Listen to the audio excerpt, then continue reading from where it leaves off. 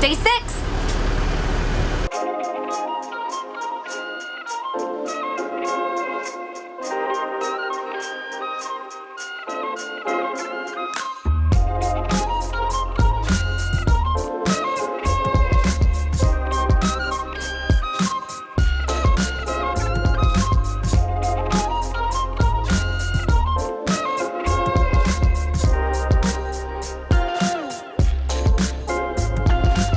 In the previous 24 hours, we only sailed 133 miles, but we were still averaging over 6 knots for the journey.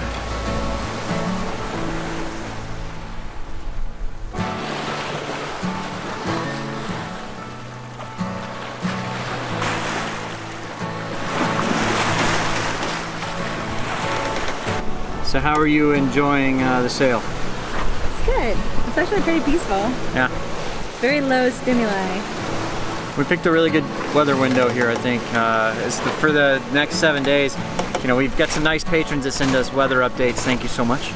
For the next 7 days, the foreseeable forecast, it's 10 to 15 knots. I think up to 17 at one point, but that's still great for sailing downwind. It's definitely getting more hot every day. Yeah, the water temperature's really increased. The water temperature is now 85 degrees, and so it's humid. It's really humid. Night watch is pretty comfortable too. Yeah, night watch is comfortable. You don't need like a bunch of blankets or anything anymore. It's pretty nice, but it's humid. I mean, it's hot during the day. Bobby was sticking to his routine, working out.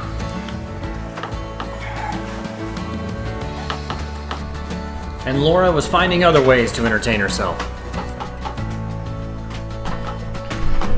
When was the last time you actually did a puzzle like this? Is that a question for me? Yeah. I don't know. It's an appropriate puzzle.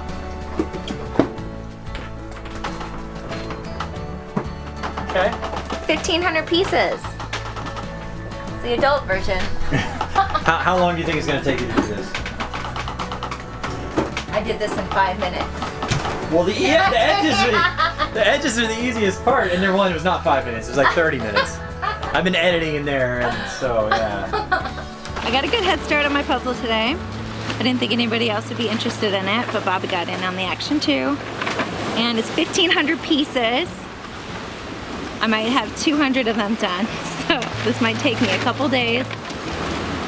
But it's pretty cool. It's an ocean scene, so I like it.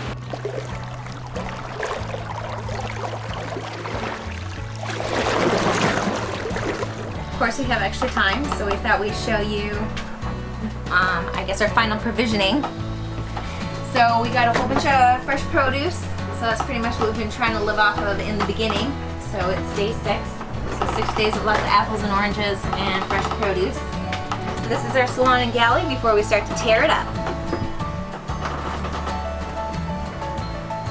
But first, let me show you the wine. Who has a dresser full of white and red wine at their house? Probably nobody, but we do. This is our garage, actually. This is miscellaneous, known as the garage. This looks like furniture, nice and cozy, but really it's our pantry. And it hides all kinds of awesomeness.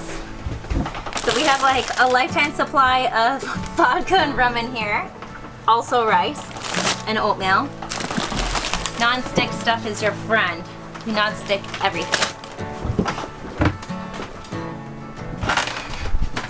This is boat Tetris, actually. This is completely packed full of food. This is like our mayos, peanut butters, sauces. I hide cookies in here. Wait, you hide cookies in there. I didn't know there's cookies. Hang on. Underneath stuff people probably don't She's giving away your secrets. And then pretty much you have all the American food on the bottom for the first time you're provisioned, and then you have all the Spanish version on top of that from when we provisioned in Mexico. We try not to use cardboard, so preferred method of storing food is non-cardboard. So these are plastic and can options, or glass, which is cushioned by bean options. And so we've got like lots of noodles, lots of canned veggies, sauces. There's lots of good meats in here for tacos and stuff. Lots of frijoles. No, we try not to eat those on the crossing.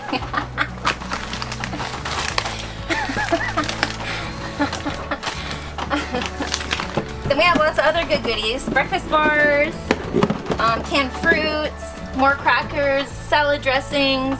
And then in here are mainly like our drinks. So you can see we have empty water, so we have a water maker, so we'll fill these up. So this boat sat for a couple years, and so if you can imagine what the outside, the hull looked like, growing vegetation or whatever, I think the inside of the boat kind of did that too. But we prefer to drink bottled water over the tap water, but do we brush our teeth with it and boil water and all that stuff? Yeah. But it just kind of tastes a little metallic-y. And our water maker actually tastes amazing. So we're gonna refill our jugs with the water maker, which will happen tomorrow, because we finally, after 6 days, ran out of water in our first out of 4 tanks. And our water maker makes 36 gallons an hour. So that's pretty awesome, pretty fast. But there's like coffee, detergent, lots of stuff for our barbecue grill, and juices, champagne. I will have a mimosa at our equator crossing. I don't care what anybody says. I think we might be out of orange juice by the time we do that, so it might just be champagne, just saying. Okay, fine. That's fine with me. Also, you're gonna need a lot of eggs. So we bought a whole bunch of eggs. And the good thing about Mexico is they don't refrigerate their eggs, so we don't have to either. I think after a week or a couple days or something, we're supposed to flip all the eggs over though.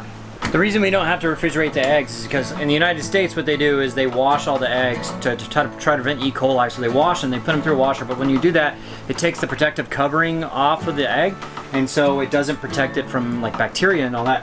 But Mexico and most other countries around the world, except the United States and Canada, don't wash their eggs. So you can keep them and they'll be good for a couple months. You just rotate them about every week.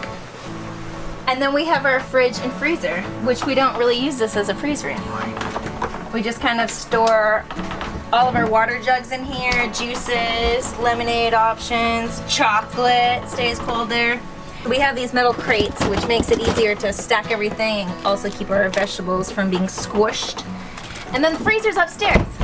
So we actually went on somebody else's boat for drinks, and they were showing us their cool stuff, and they had a freezer, and I was like, wow, if only we had one. So Bobby surprised me when we went to Texas. He ordered one real quick. So now we have like a lifetime supply of bacon. We got plenty of hamburgers, chicken, got some steaks in here, and as we eat it, we're gonna catch fish and put some like Dorado in here. If only Bobby would catch me another wahoo, that would be in there. We'll put a link in the show notes if you want to check it out on Amazon. It's about $5. I think it's totally worth it. This is 65 quart. They sell like a 40 or a 45 quart also. In hindsight, we probably would have got with the 40, but this actually, it's nice to be able to store this much stuff. So hopefully this helps you out with your provisioning. This was months and months and months of provisioning. So it's just all layered up, and that was our final, I don't know, that's what it all sums up to be. That's stuff that we can't get where we're going or is like really expensive. Like the chilies and stuff like that, and certain pasta sauces and things like that. You know, we can get pasta anywhere, but the sauces and stuff like that. Well, or it won't be the same like at Or it won't be the home. same, yeah. So. And what else is expensive? Booze?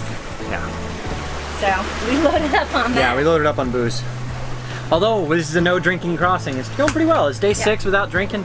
Maybe at the very end, we'll show you that. There's been a time or two I'm like, man, I wish I could have a glass of wine with dinner or something, but I was thinking cold beer after the Spinnaker. yeah, that was a tough day. So anyway, but hey, we're doing well.